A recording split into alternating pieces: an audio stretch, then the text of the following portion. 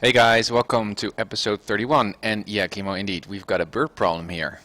So awesome, and explain that these birds are simulated. Although on the ground they are not much use to us, I guess, instead of practicing bird strikes or avoiding bird strikes. Guys, we're going to visit John Wayne Airport today. And I'm pretty excited actually, because then onwards we're going to go try to pass for the V2 rating, which I'm really looking forward to. So a very brief look at our for-flight planning today. We're currently at French Valley, this untowered airport over here, and well, here's John Wayne, so it's going to be quite a brief flight. But a nice one, I guess. Charlie Space Airport. John Wayne Airport is one of the... Oh, look at these birds, man. Is one of the most busiest, most central airports, PilotEdge-wise. So a lot of V-ratings start, or the V-ratings start at John Wayne, but it's also just in general, just a busy airport on the PilotEdge network. So it's always a fun home base to visit. No, Nietzsche, I haven't looked at the NOAA plugin. I've heard about it and I read about it, but I hadn't found the time to have a look at it.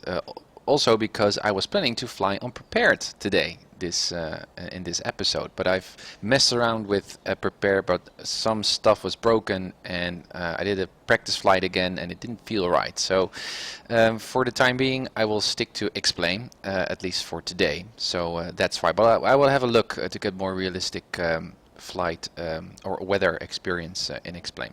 So thanks for the tip. So yeah, John Wayne.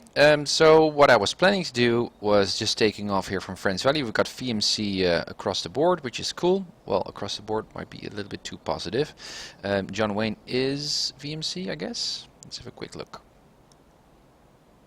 I thought it was METAR. Yeah, it is. So winds calm, scattered at 2,400 and broken at 30,000. So that's great. But we see some marginal VMC on this side, on the west side here. But I guess it's not too bad. We're going to have a look at the forecast to see what the weather is doing, whether that marginal VFR weather is actually coming our way, or whether it's going away from us, which is important, because in the time that we have departed Fringe Valley, that marginal VFR might be crossing John Wayne, and then we've got a problem. So yeah, it's going to be a brief flight, but a nice one, I guess. So what I plan to do was just take off. Obviously, we've got a few highways here, Highway 15, that we can follow eventually until we reach Lake Elsinore, a visual reference point. And from that moment on, we can fly inbound to El Toro VOR, which is just next to John Wayne. So I guess we can already see John Wayne when we fly over this mountainous area. I don't know. It's always good to have some radio navigation as a backup, and then we're just gonna fly inbound and well, land on John Wayne, and that's it. So it's very simple, but I like simple and small hubs from airports to airports. So it's going to be a lot of fun. Frequency-wise, so we've got CTAF here on French Valley, 1 to 2.8. We've got AWAS, right pattern 3.6. Let me see what the METAR here is already saying on French Valley. I guess also winds calm. We'll just have a look here. 210 at 7 knots. Well, it's kind of like wind calm, but runway 36 has our preference.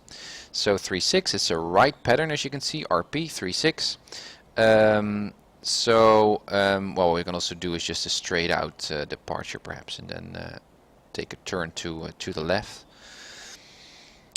Or if we go right hand traffic, we might do a downwind kind of departure to the south and then go the other way around, but I guess that's a little bit illogical. So no, just a straight out departure 3.6, and then we're going to fly all the way down here to Lake Elsinore, which is this, we can just follow this mountain ridge here. So I think that is making sense. Then frequency El Toro, which we're going to set as soon as our engine is started, is 117.2. And we've got the frequencies of John Wayne here. Tower 119.9er, and we've got ATIS, and we've got runway 2 right and 20 right. 20 right is the biggest runway there, but I guess we're gonna land on 20 left, which is mostly used for general aviation, small aircraft like our Skyhawk.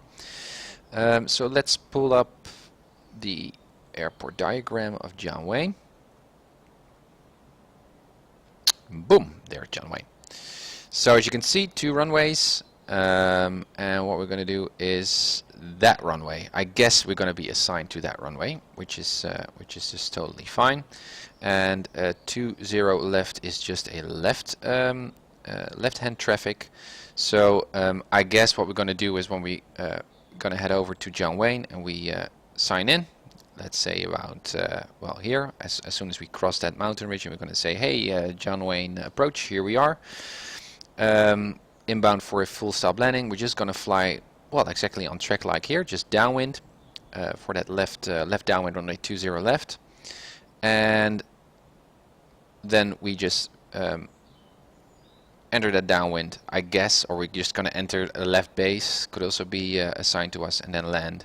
And then eventually we're going to taxi to the south ramp here, the southwest ramp, and park over there. I guess that would be that's what I'm expecting that will happen. Well, we need to sign into approach once we are near. For Delta airspace or Delta airport, it's going to be tower first, but well, because John Wayne is a bit bigger, first we're going to talk to approach. We're going to be assigned a squawk code. And then eventually approach will hand us over to tower, and then we get it cleared to land, hopefully, and I guess 20 left. So that's the whole idea. I think it's going to be nice. So frequencies we're going to input later when the engine is started. Anything else we need to consider? Yeah, we can go over to the weather. Let's have a look. Today's forecast, a very general look. Well, high pressure area most of the time indicates good weather. Well, as you can see here in X-plane, clear skies, lovely, great flying weather. Okay, next up, rain, precipitation forecast, none in our area here, so that's good. Let's go on. This is the most useful one, I believe. Significant weather chart. So left 106 Zulu. We're currently at 19 Zulu. So the right one. Thank you for following. The Gaiman. Welcome aboard. The right picture shows the 18 Zulu. So that's an hour ago. And as you can see, moderate or greater turbulence. We've got some IMC. That's the red stuff. Ceiling less than 1,000 feet or visibility less than 3 miles. Yeah, so that's clearly IMC, which is also on the ocean side, has nothing to do with us. So as you can see here, we are in good shape for a very brief flight here, so that's good. Airmets, IFR, and some fog, BR, that stands for fog. And as you can see, this was issued. This is valid until 1500 Zulu, UTC, as you can see in the right top corner. So that was already a few hours ago. We can see some clouds there in the PilotEdge area there, the California area clouds and fog. I don't know what those triangle stuff means, those A's, or I don't know what that means. Perhaps that clouds and fog is higher up. I don't know what those means. I need to look into that. Anyways, this is for right top corner 1800 Zulu, so that's an hour ago. And as you can see, then the IFR, IMC stuff is more to the ocean side. So we are go there. No convective SIGMET, so no thunderstorms, cloud buildups. This is ceiling, and this was for valid 1800 Zulu. Yeah, so I guess that would explain the marginal VMC around the LA area currently.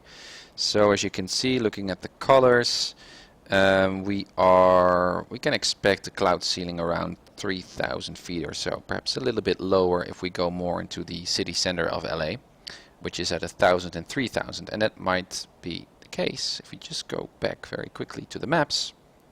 As you can see here, LA area, you can see some blue there, marginal VFR, and some VMCs in the green.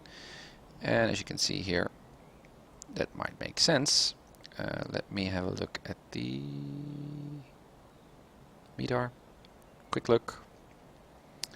Broken at 2,300. So that kind of like correlates with what we see with the weather imagery. So that's a good thing.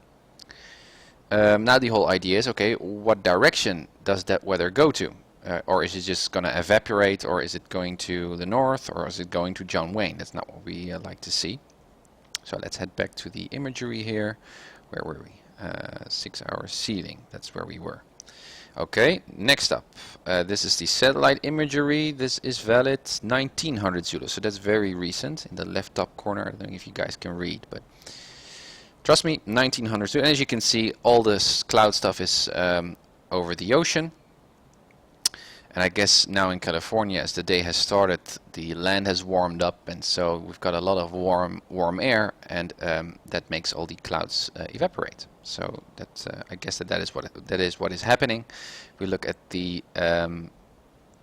infrared here, satellite imagery. You can see that the more thicker clouds are even further on the ocean. So that's good. Visibility. Looks good. This is valid until 1800 Zulu, so that's an hour ago. It's also much more north of LA, so it doesn't concern us. And here we can see winds. Now, although I'm quite right that it's important to know what the wind direction is so that we know where that weather is moving towards, what direction. I don't know, and I've mentioned this before in one of the previous episodes, I don't know how to read these wind barbs or feathers. I don't know what they are called in the first place. So I have no idea whether that means that they are going to the northwest, the wind, or whether it's going southeast. This is at 3000 MSL. This is at 6000 MSL. Which might be a little bit closer to our cruising altitude if you're going to fly over that mountain ridge. Now, as you can see, wind is coming from pretty much every direction. And what's more important, I guess, is looking at how many horizontal lines are depicted on those weather barbs. I guess that a bigger line means 10 knots, 10 knot speed, and a half of that horizontal line means that it's 5 knots. I don't know for sure. Need to note this down and have a look. So to me it seems that we've got winds calm conditions, and obviously what we can do, just beside looking at these charts, we can just also go to the map and have a look at the METAR and just see what the wind direction is saying over there. So Long Beach, for example, details, METAR, so 240 at 4, so it's coming from 240, so I guess it's moving upwards to the north. But this is a ground wind, right? So this is not the upper wind, so that might be a bit tricky. But chances are that it's that the weather will stay on the ocean side. And also, what I also like, and I should add, I guess, to my imagery, is a time lapse. And I don't know why I've removed that one. Or do I still have it? Infrared? No.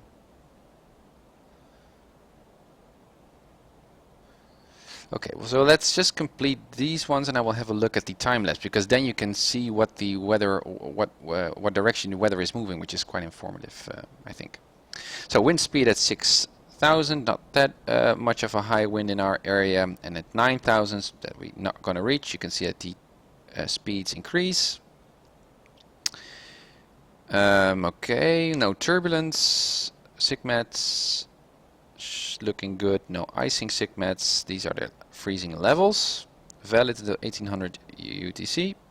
Well, they are pretty much high up, which is obvious in summer times, I guess. So 15,000 or upwards even. So not a concern to us. This is 2 hour forecast valid. So yeah, this is for 2 hours ahead. Well, again, you can see no problems there. Yeah, so I guess looking at my imagery here, the only stuff that I'm looking at is what the weather was like a few hours ago or just an hour ago. I don't come across any imagery here or any charts here that show me real forecast for 20 Zulu. So I need to add that stuff, but I will do that after the stream, I guess, as part of the next session, and also add that time lapse, because then it makes sense then you can use that information to do your forecast, do the forecast yourself and see what the direction of the weather is. Yeah, okay. Okay, but in terms of this short flight, I guess we're just fine, so that's cool. Okay, back to the map. So we know the weather. We have looked at the frequencies. We have a general idea of what we're going to do. What is our cruising altitude? Well, terrain we don't have any other airspaces here that we need to consider other than entering John Wayne. But during cruise, we don't have any other airspace or restricted stuff that we need to avoid or fly over. We only have terrain. Also, we have no seedings in terms of weather. So terrain is the main big thing. Well, as you can see, we've got a lot of terrain here on the south side of our track here. Around 4,500, 35. Yeah, so the biggest peak here would be this one, I guess, 4,500. So we need to have at least 1,000 feet of clearance. And as we're going to the west, we are flying on even numbered altitudes. So 6,500 would be a good altitude. So we can pick that one, although I think it's a bit high for such a short range flight. And I always need to remember myself that those VFR altitudes only apply if you're flying 3,000 feet above the terrain, so AGL. And I guess we're not going to fly 3,000 feet above this mountainous terrain, so in that case we don't need to stick to those VFR altitudes. We could easily cross this mountain area at 5,000 or 5,500 or so. So we can just fly over the terrain and keep low, because it doesn't make sense to go that much high up if we need to descend already. So perhaps it's better just to stay at 1,500 feet AGL, something like that, and fly over the terrain. I guess that makes sense. Alright, and also the thing that I'm seeing now is I should really note the frequencies before I depart here from French Valley, because it's going to be quite a short flight, and we're going to need to contact approach already when we are moving here to the west, when we reach Lake Elsinore. So I think it's handy if we've got those frequencies prepared and we can switch right away and know what we're doing, because we don't have much time to prepare while we're flying. And that's the flight. So I think we're ready to go flight planning wise. I've got another feature, by the way, of the channel. I don't know if you guys like, and I will tell you all about it when I put away my iPad. So in the previous episode, it kind of struck me that it's quite important that the mindset that you have to let me put that differently. In the previous episode, I made a lot of sloppy mistakes that you might recall, planning wise, also in just plain flight performance terms. And so I thought, well, to me, I felt like I was just feeling like I need to do some casual flying and just relax and that stuff. And that mindset, that casual kind of not serious attitude, made me not be focused and looking critical to what I'm doing. And then, well, all these sloppy mistakes come into play. So I thought, how can I develop that more serious, student-like, critically reflective mindset part of my training? How can I instigate that mindset, or well, make me go into that mindset before I start with my flights? So I was thinking about that, and I thought, well, perhaps if I had a certified flight instructor on my seat next to me, I feel like being watched over, or someone is watching me, observing me, monitoring what I'm doing, and I feel much more concerned with how I'm performing during my flight. So I was thinking, well, I cannot just create a virtual certified instructor here in X-Plane, but I thought, well, perhaps you guys can be my social group of instructors and kind of like assess me. And we're already doing this. I'm already inviting you guys to give me suggestions on how to improve my flight, but I would like to bring it up to the next level, just as an experiment to see whether this works. So what I'm suggesting is the following. I've implemented a poll through MooBot, just a plain poll, and we can all vote. You guys can all vote. And it will be the same each and every time. And that vote is the following. You can vote or assign me points, 1 up to 5 points. Just one vote for the entire flight, and all the votes that you're making will be calculated, and by the end of the session I pull up the results and see how many points you guys think I deserved based on my flight performance of that particular session. And that might give me a little bit more feedback or a goal to work towards, and also, well, gives you guys a more formal role, I guess, to help me, give me some feedback on how I'm doing. Also on chat you can just give me suggestions or noting anything that you see that I'm doing wrong or should be more careful with or whatever. But I also like to make it more well, quantitative, a little bit more well, I guess with more statistics and with more numbers to make it more explicit to see what your feedback is. So you can vote even from the beginning. You can vote right now. Be sure to know that if you vote again and you vote a different kind of points, different number of points, that will replace your previous vote. So you cannot vote 5 points each and every time, so then chances are that I will eventually get more points overall, because it will just replace your previous vote. And you can vote by doing the following. You can just type in the chat on Twitch !vote, then a space, and then 1 or 2 or 3, 4 or 5, and then hit enter. And then you will get feedback, and then it will say, I guess, your vote has been added to the poll. And then eventually at the end of the session I will pull up the results overall to see what you guys have been voting, and then we can see how well I did, and we can have perhaps a bit more meaningful discussion, or well, it's just an experiment to see whether that trick yields to me that I really need to perform for you guys and let you know that I'm capable of progressing through my training. Just an experiment to see whether that works, and if it doesn't work, I will just disable the poll, and we think we'll just invent something else. So that's the idea. So I will ask you during the flight or after the flight to vote, so I get a better idea what you guys think of how well I'm progressing through my training and the stuff that I need to improve on, because that's why I'm here, and that's why I so much love to fly here on Flight Simulator. Okay, enough said. So let's get flying. Again, a lot of birds here, guys. Look at this. Okay. So what we're going to do is first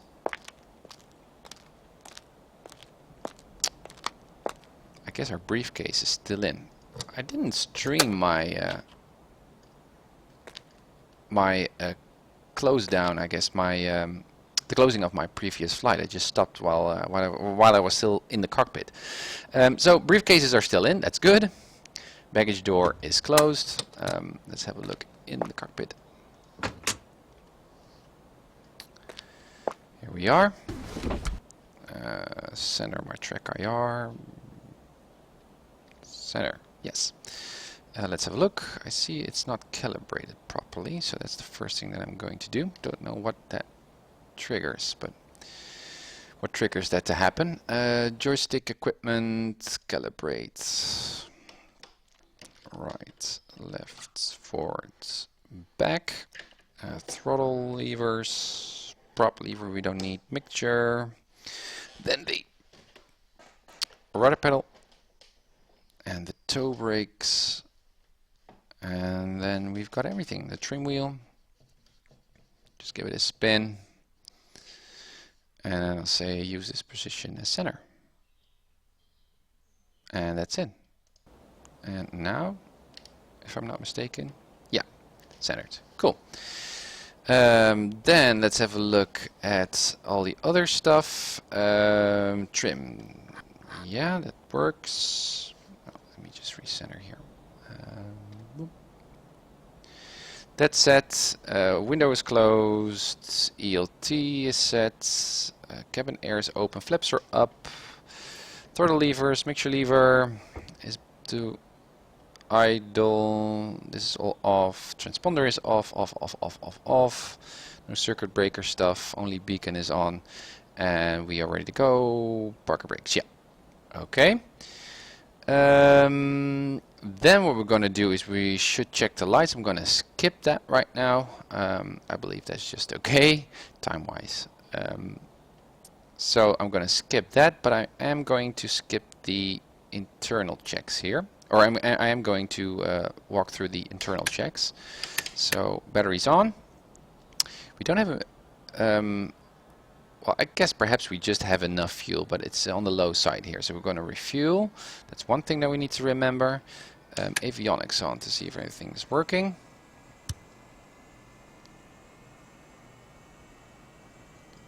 Annunciator messages work.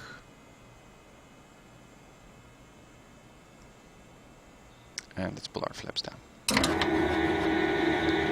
Go down and go down in sync. Cool, and everything seems to work on this side as well. Turned off, and I want to hear that beep. If I remember it right, on the A2A simulations, at least the Skylane, the autopilot starts up much quicker here than on the Airfoil Labs Cessna Skyhawk, even though it's the same Bendix. I think, I don't know for sure, but I want to hear that beep.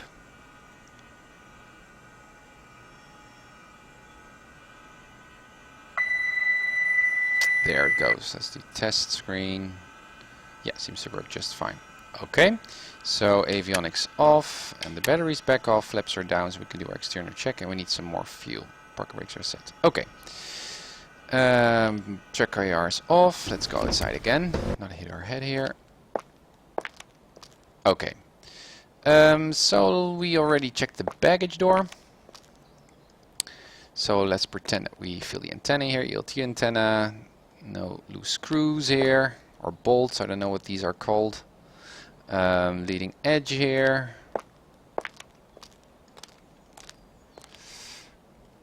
Surface.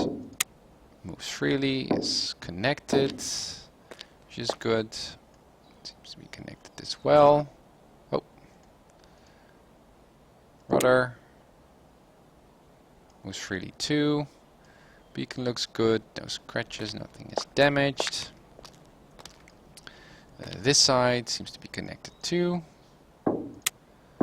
Again, both surfaces move freely. Look good. Other side of the airplane, again the antenna, flaps, we've got a wiggle. They seem connected, but let's have a more closer look.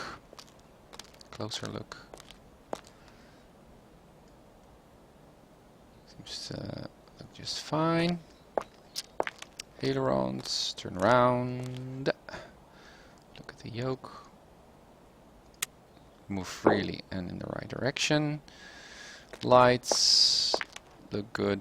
Leading edge, tie down is removed. Wheel chocks removed. Oh, that's not the spot that I'd like to click. I'd like to remove those chocks, yeah. Red lines are sync. Okay, let's sump. And let's pretend that we did them all. No contamination, no water, no stuff, dust. Okay.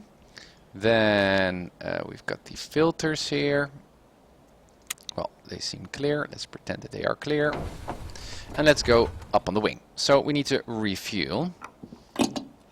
Let's just do a full tank, which we can do because I'm only by myself, so we're not in overload. If we've got 4 passengers in total and we've got full fuel, then chances are we are overloaded. I pretty much guarantee you that we are too heavy, and that's dangerous. So I can actually pull that up, by the way. We'll wait and fuel. So yeah, here you can see what the center of gravity is, and in those cases you can see that they go out of the normal safety limits, and that's quite dangerous. So in our case, because I'm just by myself, that will be just fine. That's just the right fuel tank. So got that close. Love the sounds. Also just the way that we can do this walk around quite physically, which is very, very cool.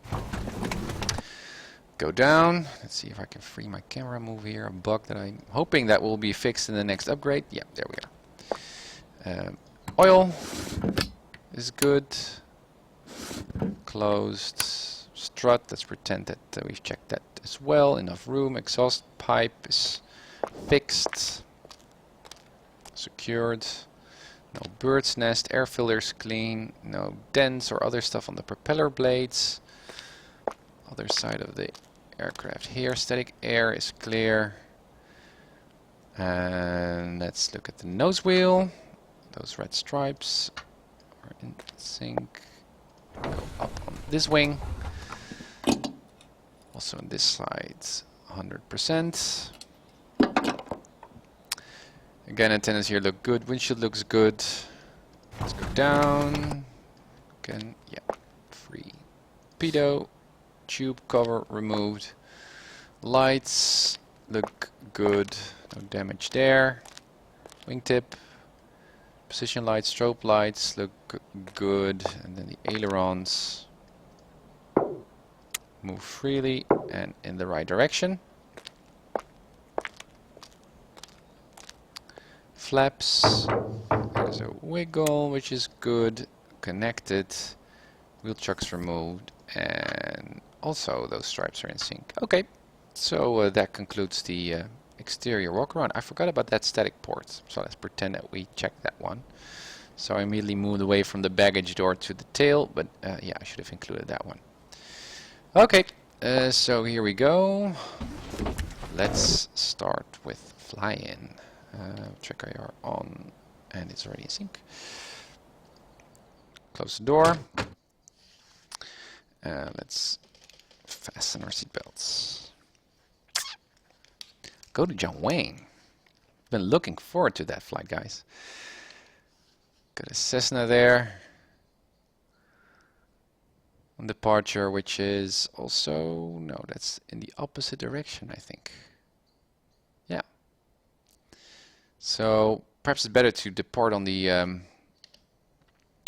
1/8, even though the winds favor 3/6. But I don't like to have some drone traffic head on.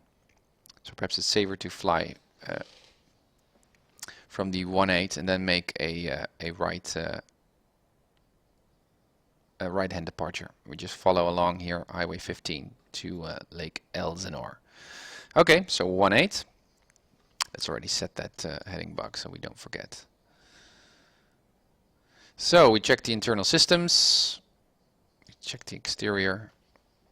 So let's start this baby up. We've got parking brake set. Yeah.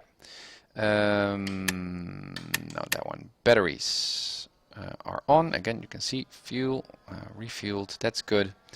And we can just pretend that this whole engine stuff is actually working, which is not already, but hey. Fuel pumps. 1, 2, and 3. Cut off. Fuel pump off. 1/4 inch. On parking brake set, everything is ready. Okay, so let's have a look. Propeller area is clear, so clear prop.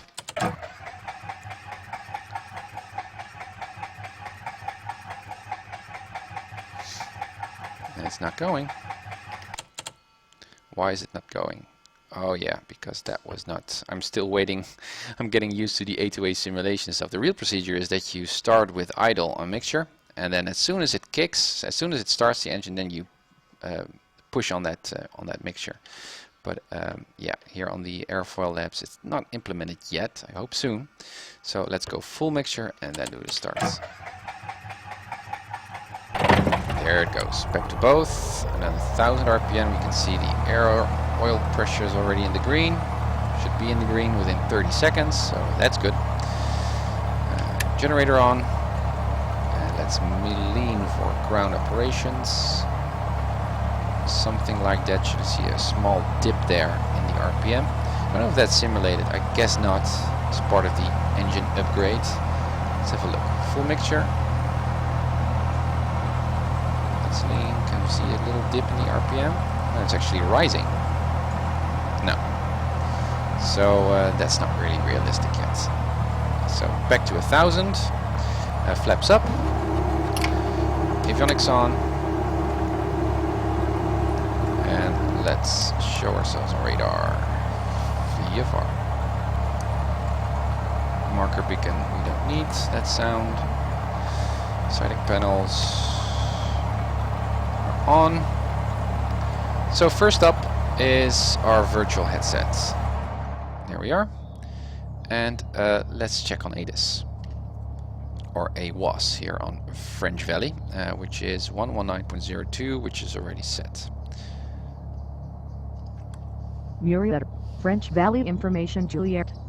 2200 Zulu weather. Sky clear. Visibility more than 10.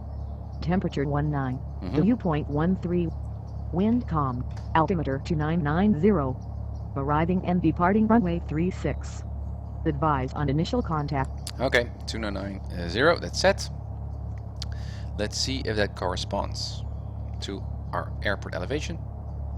1315. So really, if you would like to have your current altimeter setting from your departing airport, you can just put in the airport elevation as a start. But still, it's good to have a double check here, I guess. Okay, so even though AWAS is saying 36, we're not going to depart 36, we're going to depart 18 because we've got drone traffic that's flying on the 18, and I prefer to just fly into that flow. So that is ADIS. Then we can set all the other frequencies that we need. Well, all the other frequencies, we don't have many, but we do have El Toro 117.2 on the nav 2 because we've got DME there. It's a bit dark here. 117.2. 117.2. That is set. Let's verify. No, I set it on nav 1. 117.2. Yeah, there it goes. And what kind of an course radial would I expect? Well, something like 255. So let's set that already. 255. That's the one that we're going to pick up. What map was that? This map, you mean? This is 4Flight, an app used by real-world pilots, which also applies to Flight Simulator if you fly on PilotEdge and, well, use VFR-proof scenery. And then you can make use of these flights, which these maps, which are pretty cool. Real-world training. So we've got El Toro set with that track, which should correspond, I guess, when we are flying over Lake Elsinore and make a left turn there. Then I would like to have some frequencies in. So first we've got the CTEF of French Valley, which is already set, I think. That's 122.8. Yeah. Then we are going to fly all the way over to John Wayne, and the first controller that we're going to speak to, because we're not going to fly on flight following for this short trip, is John Wayne approach. Now, what is the frequency of John Wayne approach? Let's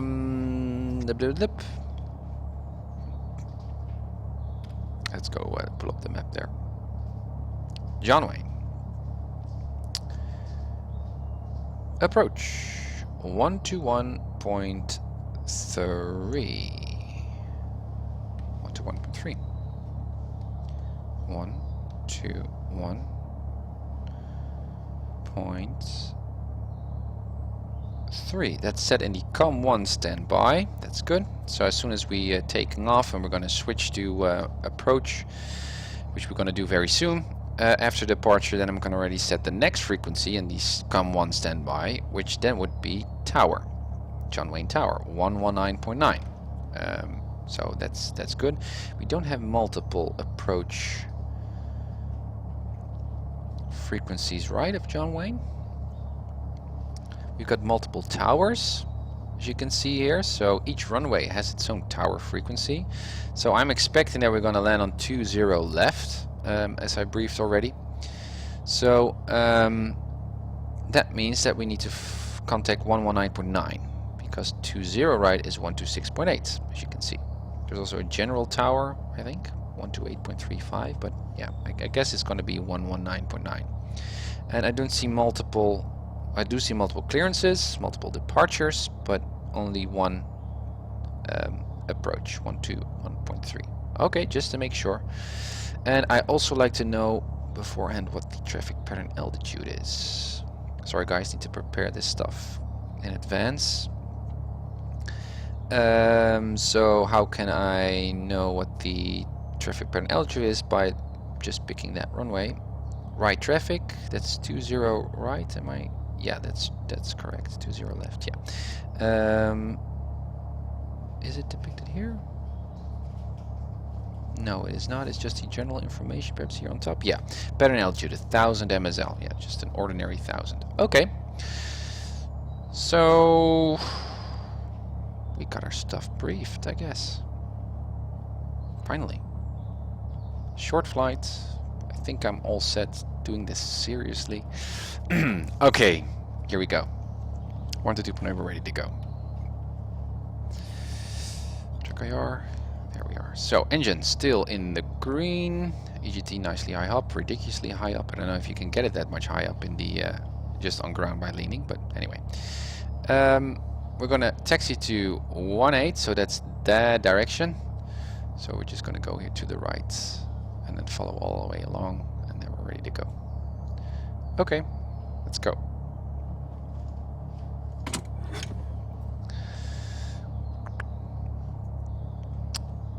Brakes, they work.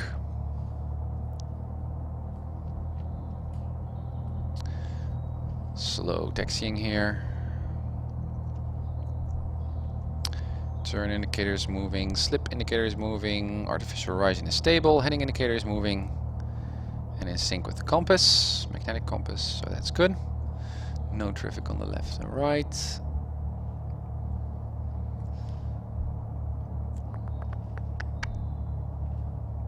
And there we go.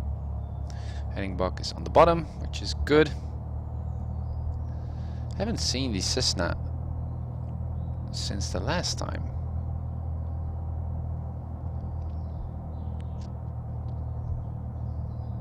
Doesn't mean that the only drone traffic that you'll see on an airport here on PilotEdge is only flying close traffic. There are many airplanes that are flying from, well, one airport to the next. So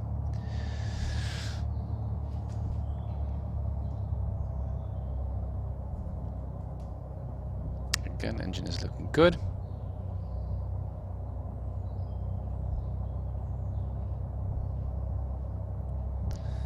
One thing I could have done before I taxied was doing the flight control test.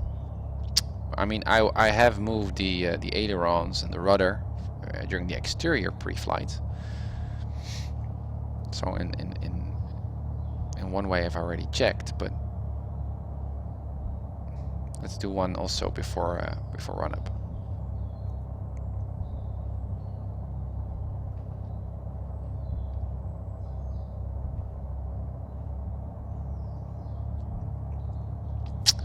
Coming up on the beginning of the runway. Again, really like this custom scenery for all the different airports. French Valley in this case, just free, community-made scenery. Something I particularly like about the X-Plane community. All right. Is that a run-up area to the left? I don't think so. I am going to make a little bit more of a turn here, so my tail is not pointed to that airplane, because otherwise when we're going to do the run-up, we're going to blow that airplane away. Or send all kinds of scratches and other stuff to that direction. Yeah. Being considerate in a virtual world. Alright, so here we are. First check is our engine warm enough to do a run-up in the first place? Well, we've got, we're all in the green, so that's good. Vacuum is low because, well, we're in a low power setting, relatively slow, low power setting. So full mixture, and toes on the toe brakes, 1800s. There we go. No annunciator messages here. Everything seems to be stable. Mac test. That's the left. Looks good. Back to both. Right one looks good too. Back to both. Let's see if the amp meter. Well, the amp meter doesn't react to whether we're turning our landing lights on, or in the real world it would. Back to full idle to see the engine doesn't quit on us. No annunciator messages still. Oil pressure looks good. Our engine seems to work just fine. And also, let's do a quick flight control test here. Up. And our rudder, yeah, seems to work just fine as well. Okay, so that means one final briefing. We're gonna depart runway 18. Make sure that there's no other Cessna here on the in the traffic pattern. I can see some traffic already there. So we can just do a quick 360 here to the right here on the taxiway, just to make sure no one is on downwind or on base behind us that we cannot see properly. And the weather changes. Got some clouds here. Okay, and then once again what we're going to do, we're going to depart, so that's 18, so that's to the south, so we're going to make a right turn. We're going to expect to see that highway here at Marietta. We're going to make a right turn and follow that all the way here to the north until we catch Lake Elsinore, and then make that left turn to El Toro. We're going to switch frequencies to approach, so we can already hear some chatter on the radio, and then we're prepared, I guess. We don't need any flaps. Fuel tanks are both. Flaps are on. Mixture is full in. Landing lights on. Strobe lights on. Let's put our transponder to altitude mode. Boom. And we are all set. So let's make a quick circle here and scan. If I see any traffic here that might be on base or downwind. No. Cool. 1 to 2.8 and runway 18. And we're going to do a departure to the west. French Valley traffic, Sky, Poppertel Tango Mike is departing runway 18 for a departure to the west at 2500 French Valley. Here we go. Mixture full in, lights are on. Here we go. Full power, engine is good. Airspeed's alive. 40, 50, and 60 rotates. Nice. Get some speed going. Goodbye, French Valley.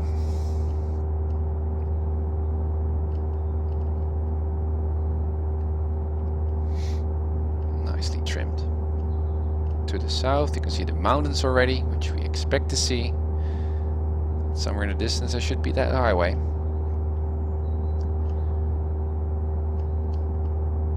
At 2000, we can start our right turn.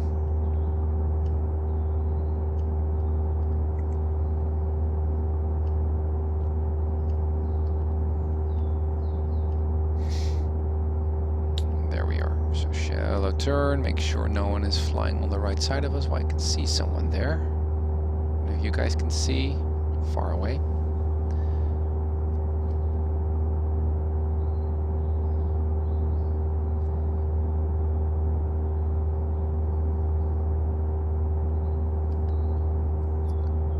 There we go. I can already see the lake in the distance. I mean, it's going to be a very short flight, guys. French Valley traffic, Sky, Poppertel Tango, and Mike is leaving the traffic pattern area to the west at 2500 French Valley. Now, pushing on that yoke. Allow the airspeed to increase. And now we're gonna pull back on that throttle, go to 2200 or 2100. Let's lean. For cruise, there goes the EGT.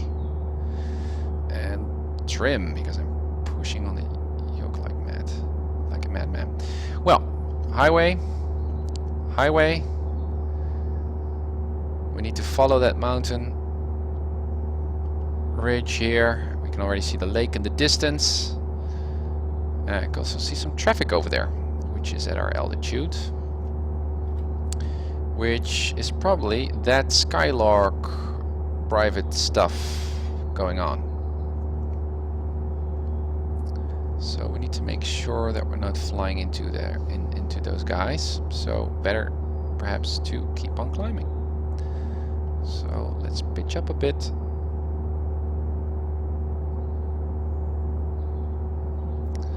We can stay, I guess, a little bit to the left side.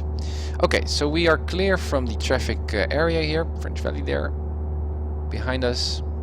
So let's switch to approach, and we might hear some PilotEdge chatter.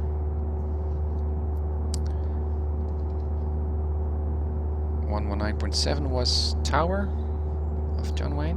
119.9. Landing lights off. And here we go, guys. Sky 324 Sierra Papa, SoCal approach.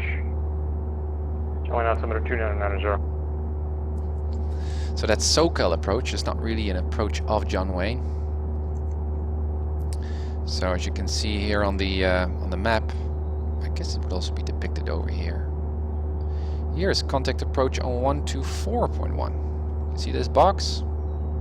And usually those boxes are associated with the Charlie airspace, the same magenta-like airspace over here. To go up on my 24 taxi be out.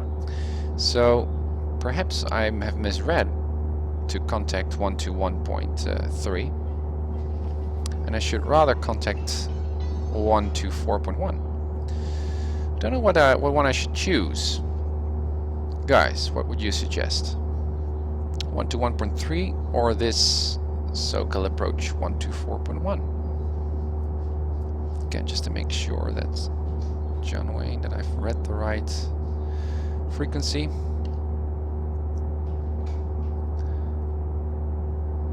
SoCal approach 121.3. Yeah.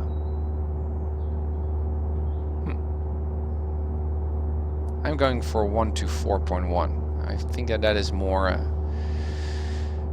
Let's go with 24.1. Thank you, Bacon. Keith. Where did you see 121.3? Well, here. John Wayne. 4 flights. SoCal approach 121.3. Or should I be looking here at the airport's frequencies? I guess just go with 124. So switch back, 124.1. 124.1? Yeah. Now in the COM1 active.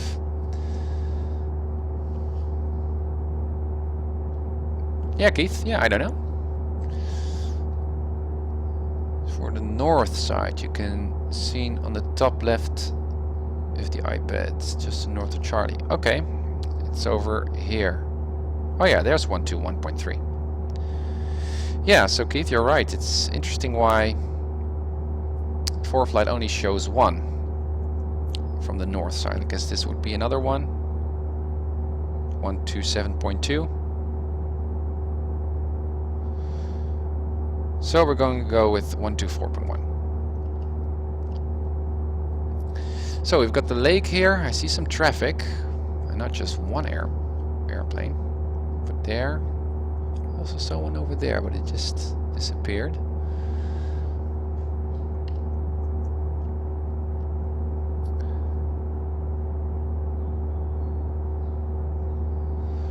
What's on the approach plates? Okay. I mean, I love this dimension. I love how PilotEdge adds this ATC and all this stuff to the whole flight simulator experience. I mean, in the early days I was just flying from A to B just with a Cessna and that's it. I mean, this really makes, to me, makes Flight Simulator come to life.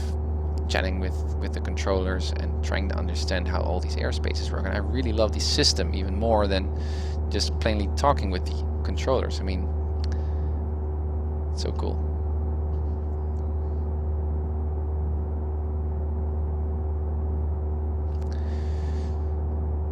Okay, making sure no other traffic here.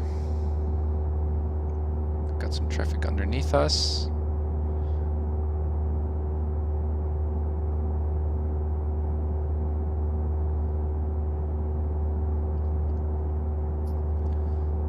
Some clouds here in front of us.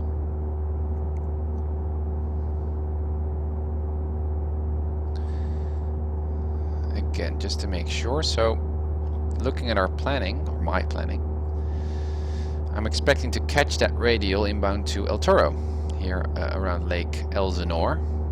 I think around inbound 255, something like that, which we have already set on the nav2. 20 nautical miles.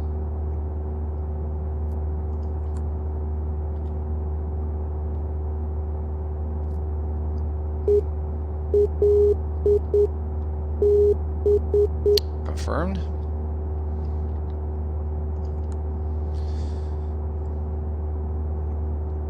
And then we're going to fly over this terrain.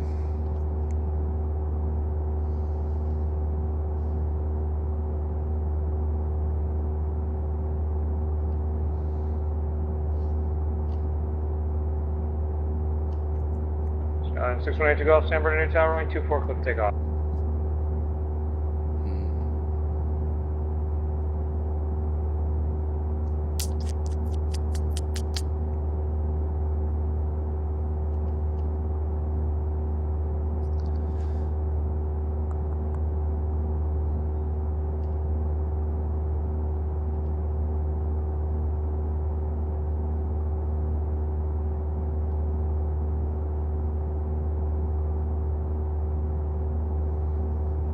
Waiting for the radial to creep in.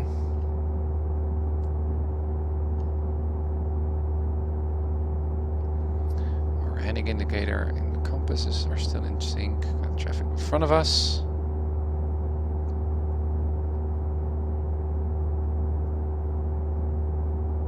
Oh yeah, it's already very slowly coming in.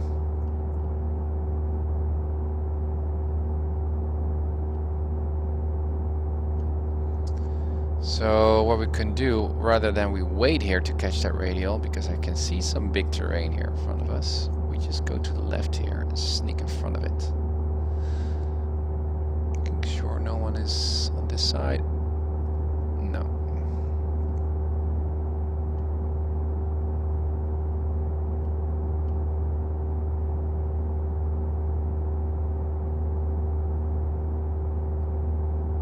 Air 7 Charlie Delta, contact Victorville Tower, 118.35, see it. Engine is looking good still. 17 nautical miles until we reach El Toro. We're at 347 Charlie Delta, Victorville Tower, runway 17, go to land.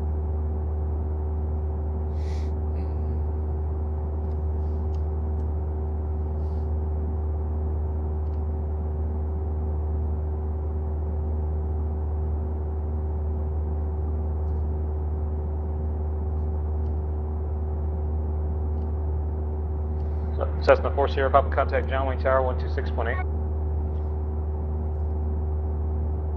Yeah guys, I too enjoy SkyVector as well. A lot of charts, free. But one thing I do like about using the iPad, and I also could use SkyVector on my iPad I guess.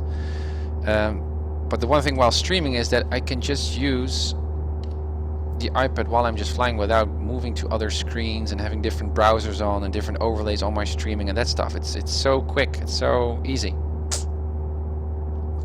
So that's why I also prefer using an iPad rather than using ForeFlight, or using SkyVector, or a browser I should say.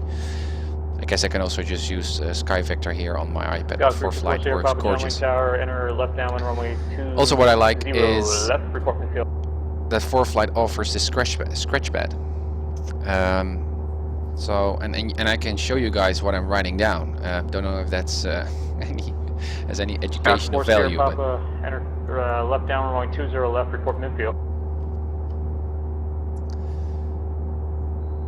Okay, so our track here, our intended 255 inbound Cessna 4 Sierra Papa negative. to El Toro is on the right side of us. So after we are past this ridge, I'm going to fly a bit to the right. Execute Ms. Approach procedures, published contact departure 126.16. Although it doesn't really matter that much, but just stick to our planning. Nice terrain here.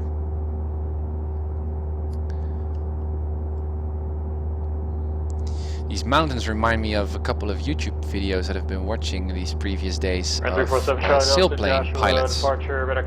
Man, that's awesome too. Those guys are really in sync with the weather. And also with the terrain and going very close to these ridges.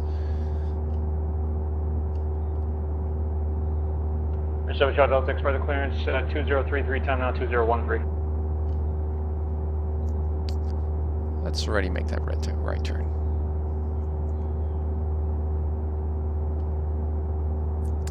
Coming up to LA.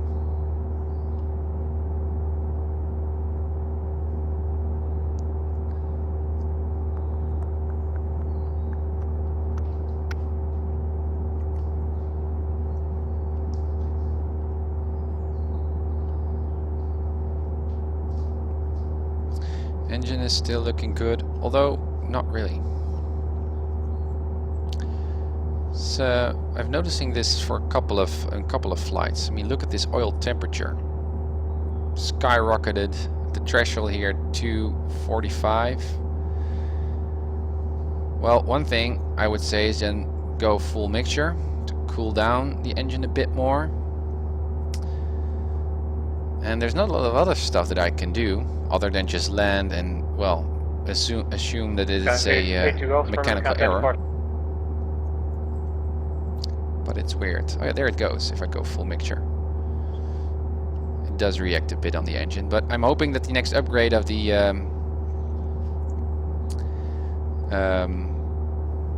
Airfoil Labs Skyhawk might improve on that behavior, because this is a bit silly, I think.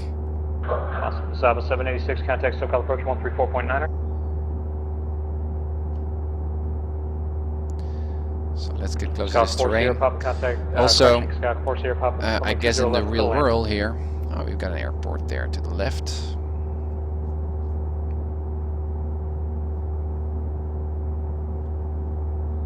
Skyhawk 4 Sierra Papa, runway 20 left, clear to land. Which I don't think is on ForeFlight, I guess. I mean, we can already see John Wayne. Skyhawk 4 Sierra Papa, be advised, every time I call you, I have to call you 3 times. Guess it's over there, I don't know for sure.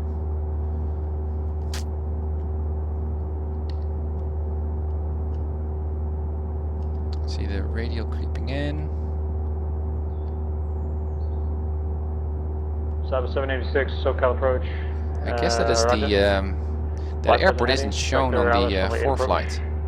Altimeter at Burbank 29er, 89er. It's just above John Wayne, I believe. Don't know for sure. Anyway, here comes the radial. Also should just start with the descent already a bit, because we're quite getting closer to John Wayne. Sub 786, reaching 4,000, reduce speed to 180.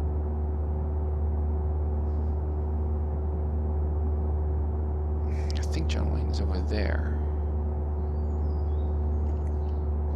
We're in 7 Charlie Delta, right.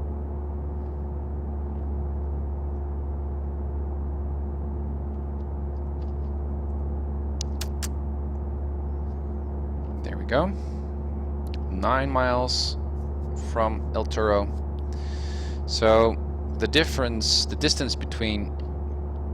Oh, I already passed that radial. My gosh, I am not paying attention here. 7 Charlie Delta Airport cancellation received. Squawk VFR and frequency change. The distance between El Toro and John Wayne is about 10 nautical miles. So when I hit 3 nautical miles from El Toro, I'm going to report in, I guess. Or I don't know what the distance is, but perhaps I should already do an announcement. I guess that's more, it's more on the safe side. Already checked in. 121.4. That's correct, right? 124.1. Yeah. And here we are on the descent. We are on the northeast side. Yeah. Okay. SoCal approach, Skyhawk, Papa Hotel Tango, and Mike is on 4,500. We're about 10 miles northeast of the airport inbound for a full stop with the weather. PHTIM SoCal approach, you're northeast of what airport?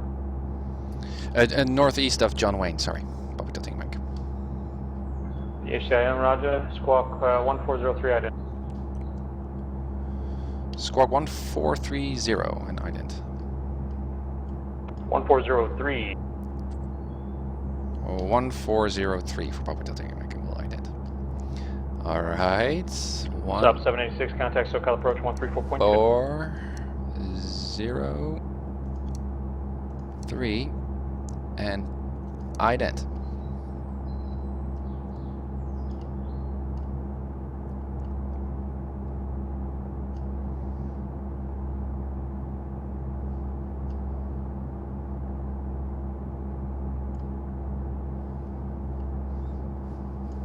We're in 347 Charlie Delta.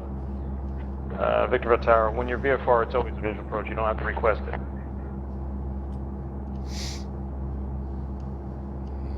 We're in 7 Charlie Delta.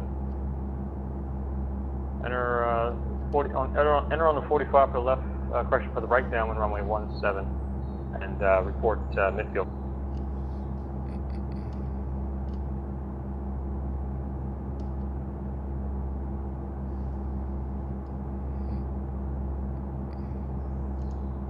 Stop 786 SoCal approach, turn 5 degrees left, vector LS runway 8 approach, altimeter 2989.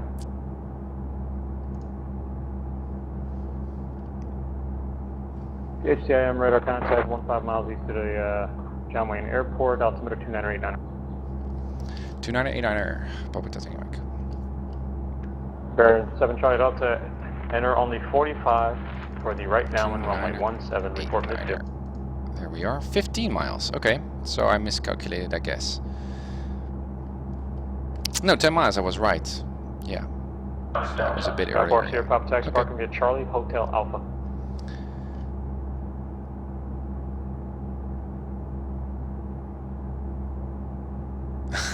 Keith from the heavens got your back. Yeah. But I should really learn, guys. I mean, it's a lot of stuff to handle and process while you're flying. Flying an airplane is one thing. 3 miles from Silex. Fly heading 050, maintain 3000, till tab 5 cut hours from 8 approach.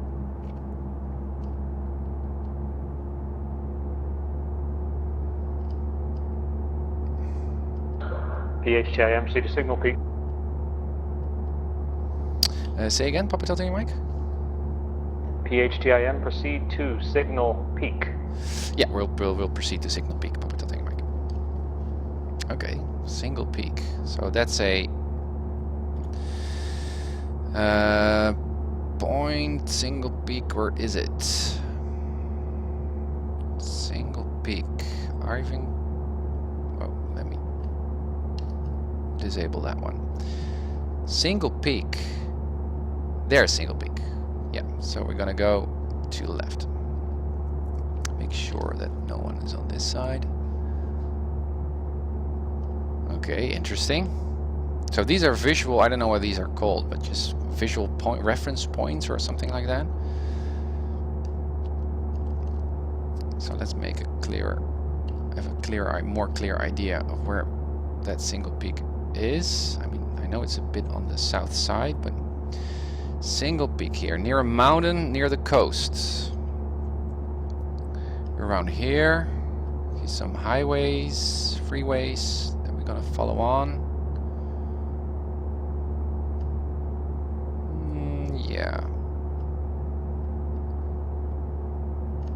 guess it's over here. Somewhere around there. Oh, sorry guys. FIFA reporting point. Purple flag on the section. Yeah, thanks Keith. I guess it's over there.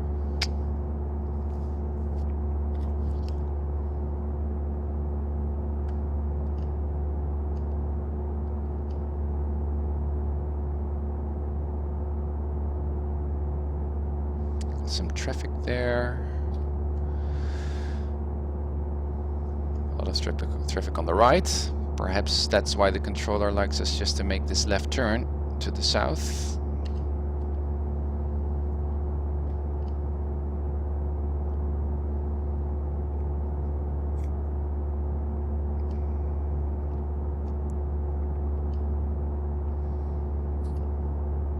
Okay, engine is still okay. Perhaps we couldn't. Leaning doesn't do anything with the oil temperature there, so that's ridiculous. So I'm just going to stick to make sure that you're leaning. How much oil you have? Yeah. Me too, Nietzsche. I'm going to have a look.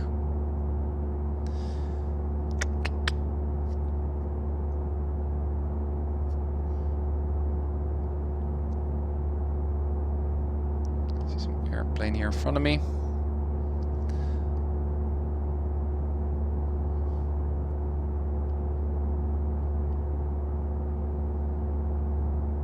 Is there another reference point so I know for sure where signal peak is? I mean, here on the sectional you can see a very clear mountain area here. A city in front. Or a small one, but I guess that it wouldn't be that much of a... Sub 786, contact tower, 118.76. There is no terrain on the left, so it must be on the right side. So I guess we can go a little bit to the right here. Even if we're more near the coast, I guess that will be fine. What we could do is shoot a radial from El Toro and catch that one, then we know for sure. 786, Burbank Tower, we're on that side, but... Wind variable 5. So, for example, let me see if we can... DHTIM, contact Burbank, correction, contact John Wayne Tower, 126. 126 point what? Connecting tower, John Wayne. Can you repeat the frequency, please? 126 point... 126.8. 126.8 for Papa Delta, am I correct? 126.8. Just to make sure. 126.8. So, 126.8. So that's different than we rehearsed. 126.8. Switch to the COM1, that's verified. And we are... Well, I guess they already know where we are. John Wayne Tower, Sky, Papa Tel Tango, India Mike on 2500 inbound for full stop. HDIM, John Wayne Tower, in the left, downwind, runway 20 left, report midfield. Left downwind 20 left and report midfield, Papa Tel Tango Mike. Because the approach controller would already be talking to the tower controller. I guess that is how it might work. I don't know. So he already knows where I am, knows that I'm inbound, knows that I have the weather. So left downwind 20 left. So looking at the map. So 786 means like, Bravo yeah, I need to first get a bearing just right towards 786, understand you're John not going to Wayne. stay in the terminal area. You want to take... I can see some get harbor over Bravo stuff there. I guess that's this stuff. Negative, it's stand Bravo. So John Wayne would be following that terrain upwards to the north. So I guess John Wayne is about here. Okay, which is no problem. Thanks for So I'm trusting that once we come closer we might see it located. Traffic pattern altitude is at 1000. Man, challenging. Awesome. I mean, this is just the beginning. I mean, I can imagine you guys, some of you have already are doing your I ratings or are private pilots in the real world. Laugh at how challenging I think this stuff is. So Charlie Delta taxi parking via Echo Charlie, cross runway 21 at Echo and pass. Traffic on that side. Echo Charlie cross 21, and thanks for the pass, 7 Charlie Delta. So, landing lights on to make ourselves a bit more visible. Altitude is good. Oh, that's that airport that I was confusing that one with. That's bad stuff. Calling San Francisco clearance, second call sign. I was much too close, far too close to this airport when I initially called approach. Gonna make that part of the review. I thought that that airport was that one. And there's John Wayne. Turned out okay, but Are you gonna have to say pronounce the call sign? I'm not able to make it out. I don't get control points. Yeah, my apologies. It's Jet Lift 74. Jet lift. In the heart of the PilotEdge area, John Wayne. Jet lift 74 heavy. So again, engine. I don't know what's going on with that stuff, but still. I mean, you would expect me to have not a lot of oil, or I don't know. We checked before when we departed. 86 arrival. Climb via City set, maintain 5,000. Respect level 33010 minutes after departure. Thank you, Simply Bacon. Thank you for your encouragements. And then remember, guys, I'm inviting you to vote on my flight performance. Give me 1 up to 5 points. 5 being a perfect mark. You can vote in chat by typing in an exclamation mark vote, and then a space bar, and then 1, 2, 3, 4, or 5. And then at the end of this flight, as soon as we are parked, I'm gonna pull up the results to see what you guys are thinking. So descending. 20 left runway is on our R side. And the controller asked us to report midfield, so that's around here. And then we get a clear to land, hopefully. Man, this is new. Blah.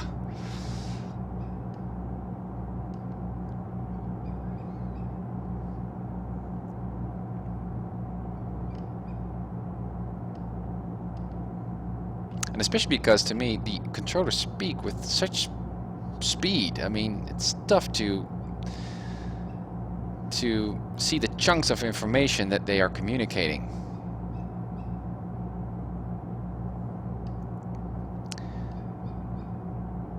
So coming up to 1,000 feet.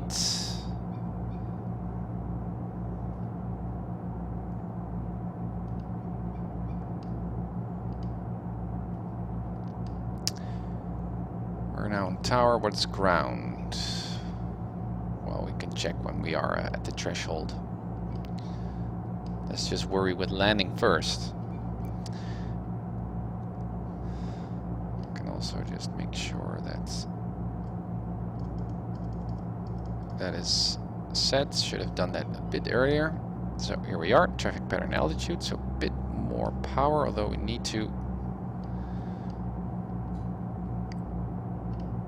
get to about 80 or 90 knots. There's runway 20 left here, that smaller runway. Make sure no one is here. Oh, come on, keep on altitude, Tim. Concentrate first, notch of flaps.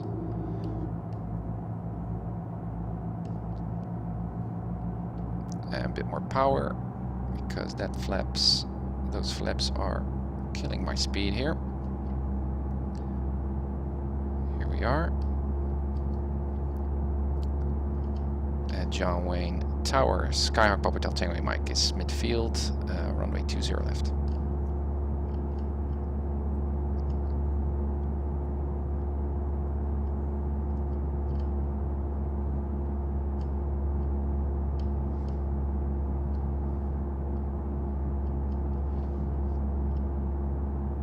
Call in again. Papa Hotel Tango Mike is midfield 20 left for full stop. KCM, Rudder, runway 20 left, clear to land. You for the pattern? You want the pattern? No, just a full stop, please. KCM, Roger. You clear to land, runway 20 left, wind 200 now. Clear to land 20 left, Papa Hotel Tango Mike.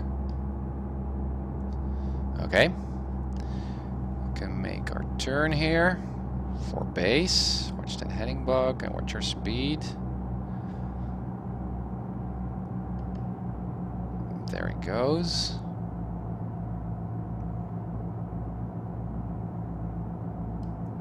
On base, second notch of flaps, still staying in that wide band, airspeed band.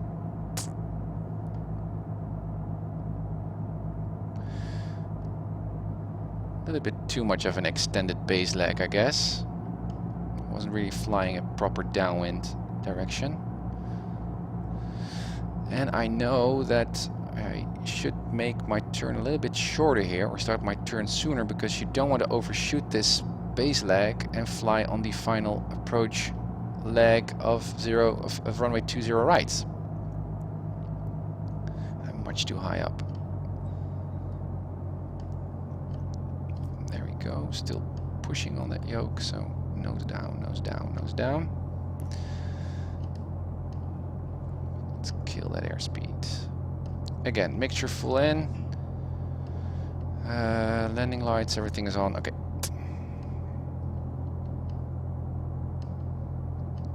No power yet, just wait. A little bit of nose up.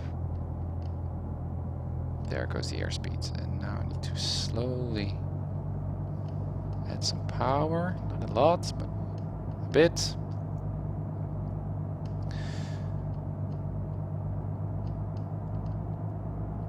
No, not a lot of power, come on. Use pitch for airspeed. There we go. There we go. Let's pull power away. Aye. A little bit of a bump there, but not bad. Flaps up. Let's just roll on out all to the end of the runway, because I like to park on that south side. Anyway, so no use to step on the brakes here. Okay, so now we need to go to ground. I have no idea what the ground frequency is. This is Palm Springs. KSNA enter. And it is 1208, I guess. There are two grounds for different directions. I need to get off this runway much more quicker.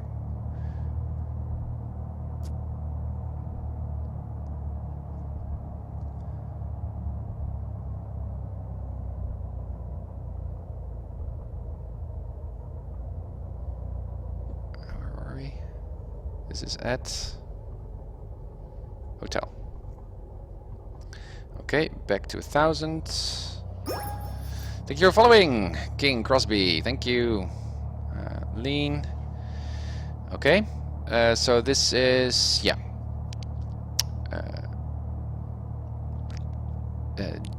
John Wayne Tower, Skyhawk Pop Hotel Tango, iMac is clear, runway 20 left at hotel. Ready to taxi to the southeast ramp.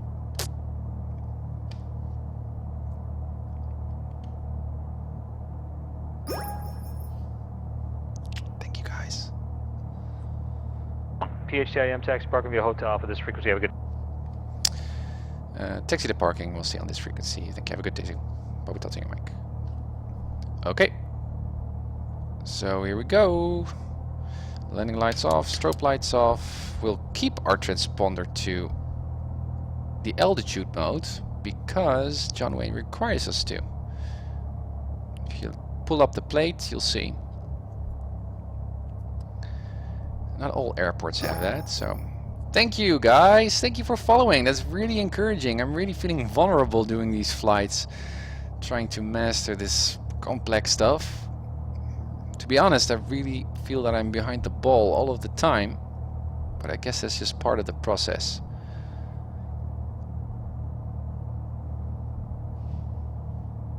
I mean, flying and talking with controllers at the same time really challenges your skills. Thank you, little clan. Thank you.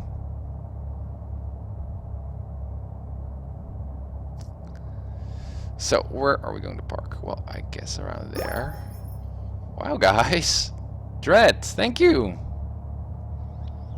Ground, hello, Jealous 74 Heavy on the cargo ramp short of Zulu request taxi. Next up, what we're going to do is a practice flight, I guess, for the V2 rating. And head back to John Wayne again and get this Charlie stuff nailed. Talking to ADC, I mean. And then we're going to do that V2 examination.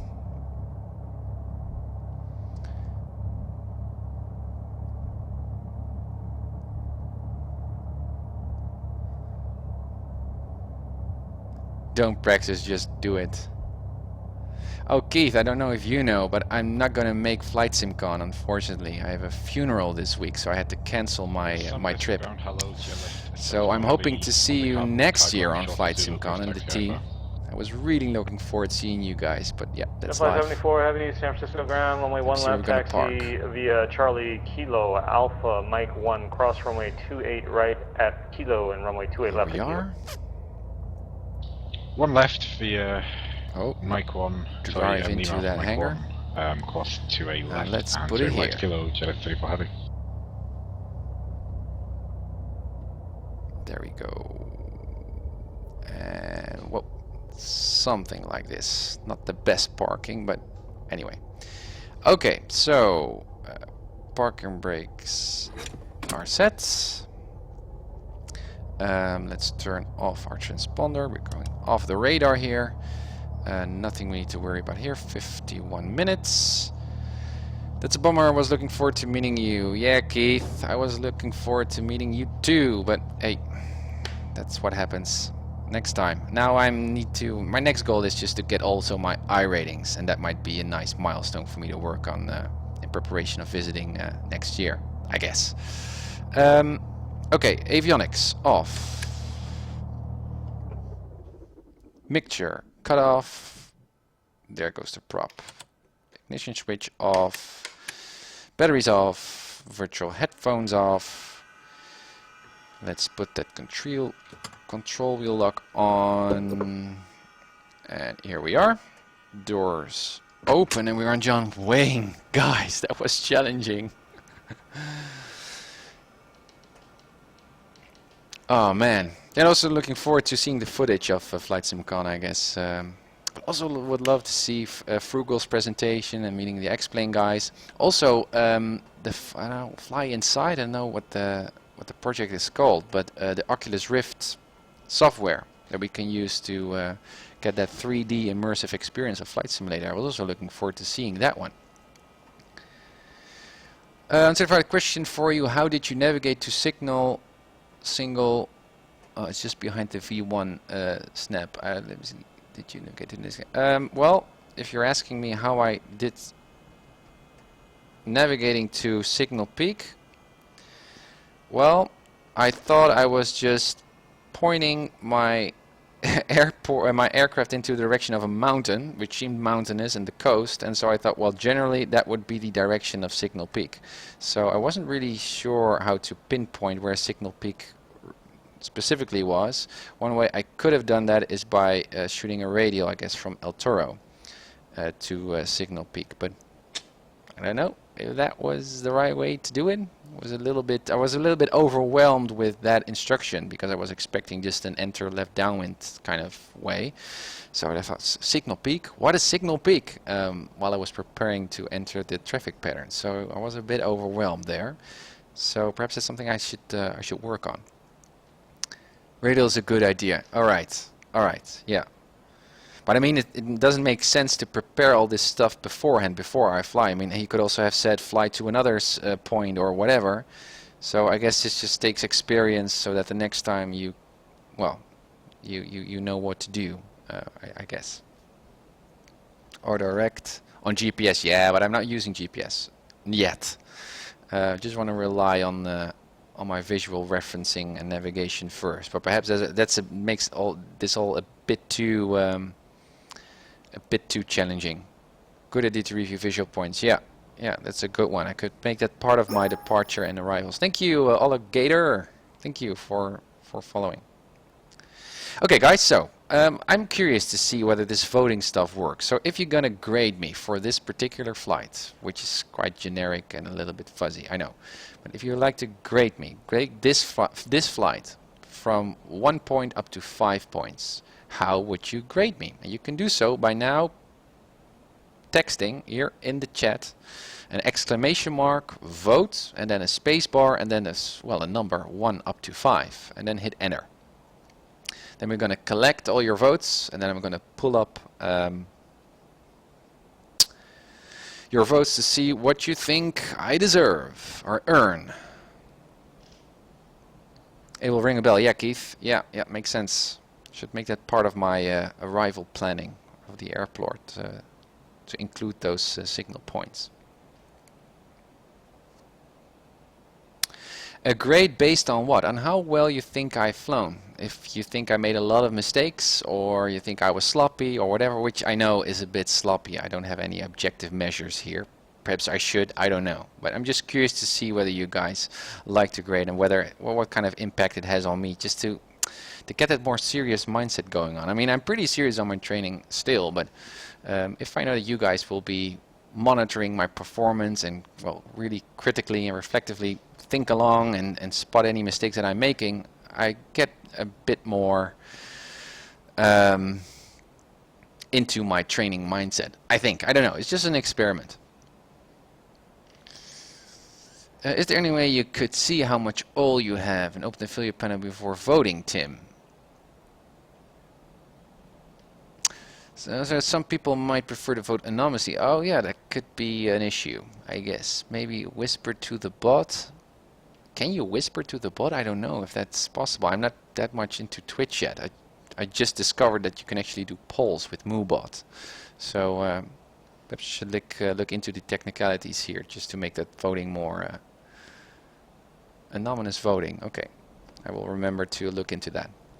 Yeah, the oil, that was weird stuff, right?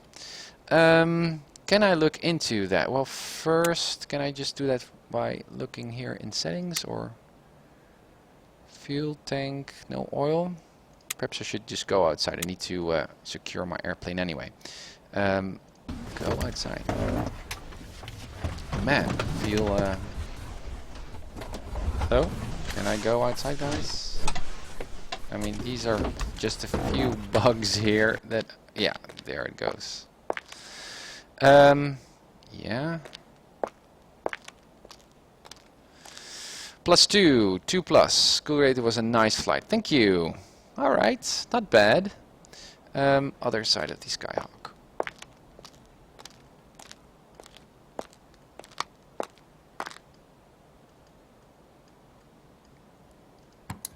Seven quarts. Perhaps too much oil?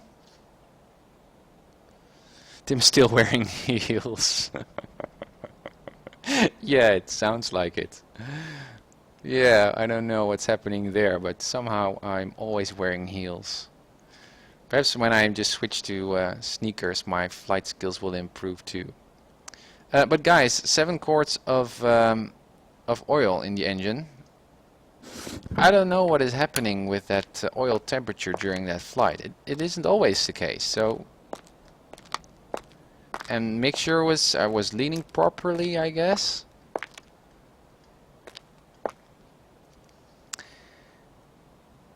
Observer, can you clarify the scale? What do you mean? With the oil?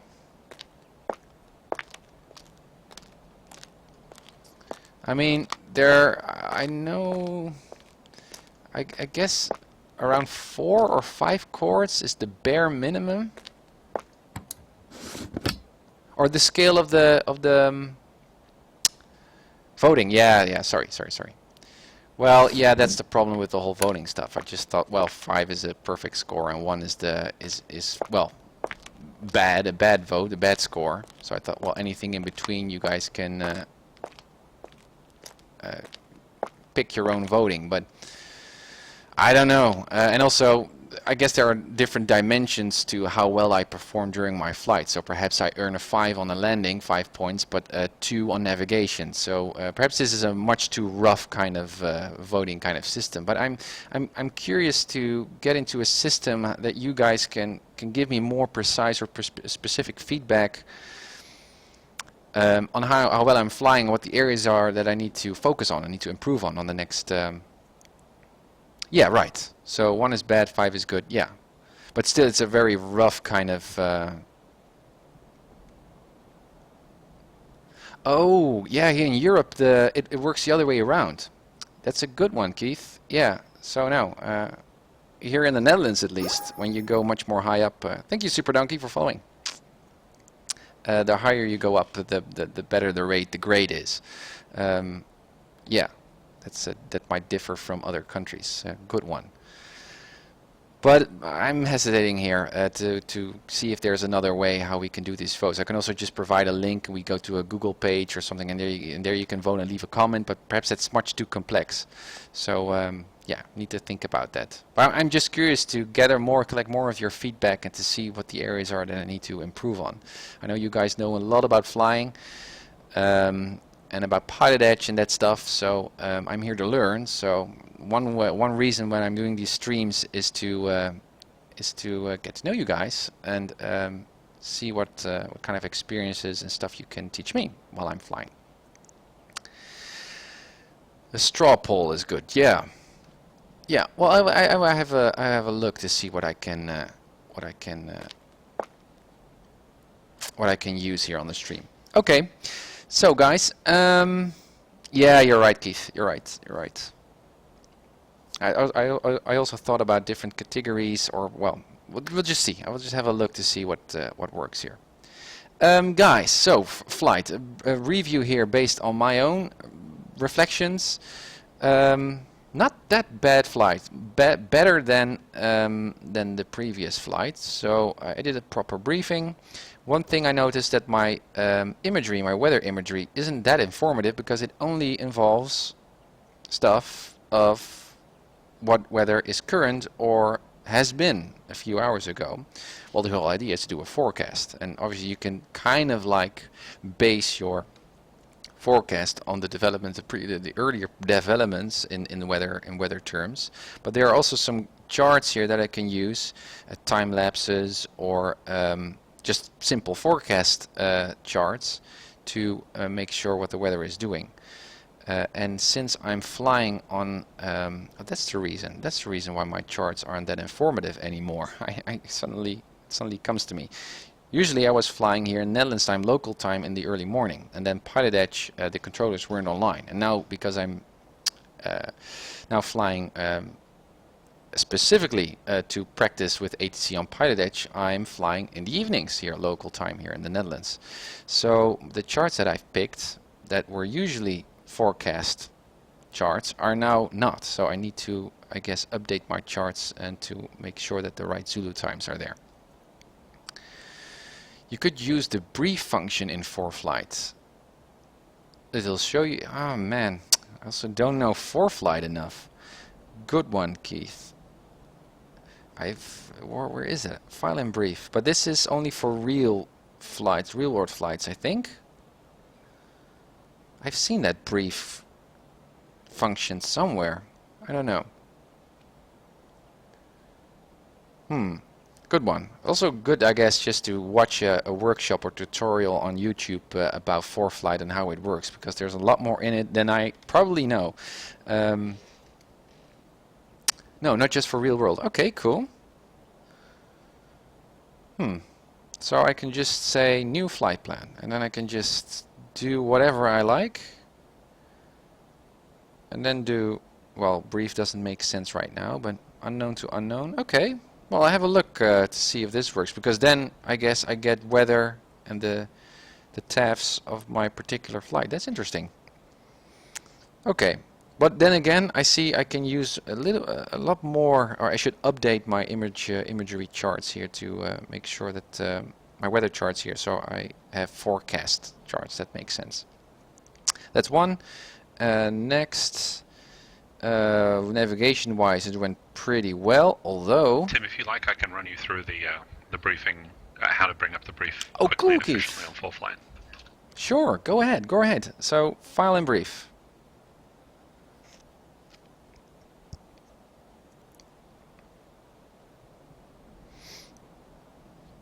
You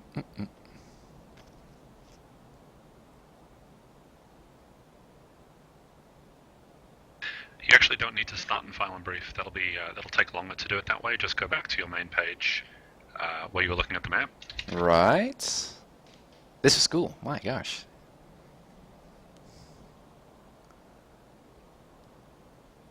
Okay. And from there, go to the nav log, and there should be an option to send it to file and brief, assuming you've got a plan.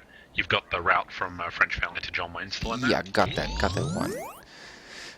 Thank you for hosting, guys. Let me see, but the file and brief, where's the file and brief button here? Is that briefcase, or what is it?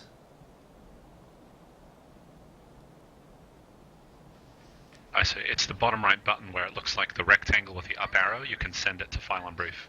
Oh, right. And just make sure you set the estimated time of departure. Oh, right. Okay, again, delete, map. Estimated, where can I set the estimated time of? Can I just say click? Where can I set the departure time? Edit. Estimated there, today. So I could say, well, we're going to leave it, well, this time. That's on the edit screen. Go click on edit, and then you'll see an ETD on the bottom right. Right. Got it. So here's the departure time. Then I'm going to say file and brief. And there we are. Yeah, so you can see here in the left corner, it's French Valley to John Wayne. And then I can just hit brief, I guess, Keith?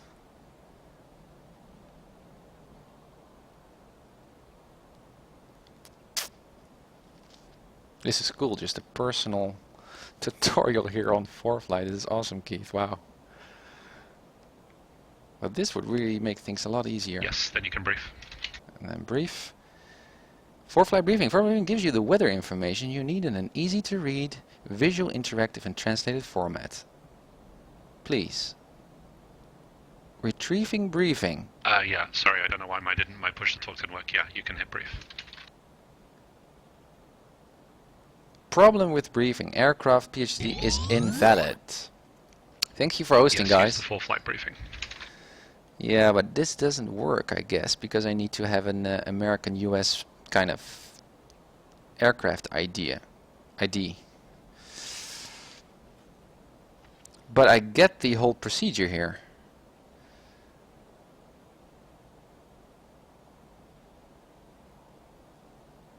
Let's change it. Let's see what happens. November. Oh, that's a new one. 1, 2, 3, yeah, 4, 5. I guess it only works for November call signs. So you let's just change it. pick Just change disgraced your, disgraced so pilot. that it's a November call sign. You should be good after that. Right. Like November 1, 2, 3 Tango Mike, something like that. Right. So I've got now the call sign of disgraced pilot. Sorry, disgraced. I'm going to hijack your tail number. So that's changed. No, it's not changed because it's still PhD IM. I did change it, right? Yeah. So then back to click. Yeah, there it is. And now I can go to file and brief. There we are. Where is my November? Does it say anything of my new tail number? I don't know. Yeah, there it is. And then I can say brief. Again.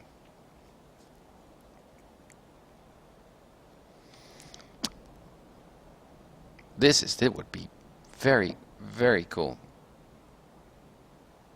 Still, I like to interpret those weather charts, I guess. But all right, what we have here: John Wayne, closed or unsafe NOTAMs.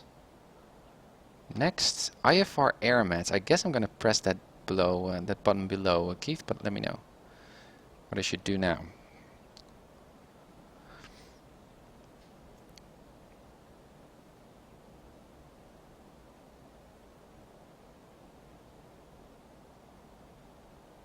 If you want to see the sequence that it's going to take you through, click the item on the very, very top left. It'll show you kind of a run through of all the pages it's going to take you through, and you can either jump to the specific pages that you want, or you can just keep clicking the next button. Oh man, that's cool. This is awesome. All right, so what have we got here? So a synopsis, air mats. This is cool, guys. That's a good tip. So synopsis, current weather. What's the synopsis do? Forecasted, Washington, Yeah, so it's a general airman. This is very nice. But this is not that specific yet, I guess. Current weather forecast, NOTAMs, miscellaneous, current weather. MEDAR. So it picks the MEDARs from my core. Wow! This is good stuff. Alright, and then... You're going to love the METARs and the TAFs. Yeah, right. Area forecast. Well, this is just a very generic, more bigger kind of forecast. San Francisco, yeah, okay, so I get this, but the TAFs are interesting. Yeah, that's cool. That is useful. So for my entire flight, I can see the forecasted weather. Keith, thank you. I'm going to use this from now on. And I should also just look at some other for-flight tutorials on YouTube, because I guess I haven't seen the TAFs full... are powerful because it's showing you the station passage time, those Zulu times on the left, the times where it thinks you're going to be passing through that area, and it highlights the appropriate line of the TAF, so you know which one to be looking at. It helps you determine if you should slide the flight forward or backwards. Wow, that's cool. And the slide, I guess, is part of my own... This from the maps? Is there a timeline then that I can... I mean, this is already quite... And I can just go next and go... Yeah, you're right. Man, this is cool. And... No edits? No edits. If you brief a slightly longer flight, because this one was very, very short, but if you try a much longer flight, you'll see many more stations, and you'll see that the station passage time is different for each of the through each of the TAFs. Right. Okay. Man, this is useful. And then NOTAMs. Well, I guess these are not that interesting in our case, but still, miscellaneous legacy briefing. So this is just a kind of summary of all the stuff that the briefing is about. Man, this is cool. Keith, thank you. Thank you for joining here live. It's nice to hear your voice on the stream. Okay, so this is going to be part of my briefing from now on. But still, I have to be honest, I really like these imagery. The legacy briefing is in the format that FloorFlight used to do before it had that visual briefing format. Right. So this is much more visual kind of briefing, which is much more useful. Cool. Thank you. Okay, so yeah, I'm going to use that feature from now on. That's obvious, but I'm also going to have a closer look at the charts here to make sure that that I have the right charts here with the right Zulu times, because chances are now that I will be flying on PilotEdge in the evening here in local time here in the Netherlands. So I need to have the right Zulu-based weather charts here that makes sense in terms of forecast. So that's the whole idea. Okay, man, FloorFlight, a great tool also for flight simulator pilots. Thank you guys. And thank you, Keith. Man, very awesome getting here personal coaching on my stream. Guys, so we're at John Wayne. Next up is going to be, well, Keith recommends us just to do the V2 right away, but I guess I'm a bit more trainee student-like and like to practice just one run. So heading toward my destination airport, just have to look into the V2 rating and what's that all about. I guess from one Charlie airport to the next here from John Wayne. And then return to John Wayne and then do the V2 for real. And I'm hoping that you will be joining me then, encouraging me, suggesting me tips or ways to improve my flying as always. And I will have a closer look at that poll stuff to see if how we can make this more interactive for you guys to give me more precise and concrete practical suggestions of how I can improve my flying. Because that's what the channel is all about. It's just about not just about casual flying and having a nice beat on the background, some background music, and staring at a 737 flying 6 hours on end from one airport to the next, but much more active, hands-on, vulnerable, and also hopefully a bit more educational than those usual channels. So, thanks again guys for joining in. Love your presence here on the channel. Thank you for your suggestions. I will go through the chat just to see if I missed out on any other good suggestions that you might have posted there. And hopefully I will see you next time on the Uncertified Pilot. Guys, bye. I'm passing through 500, 715. 715, 134.125.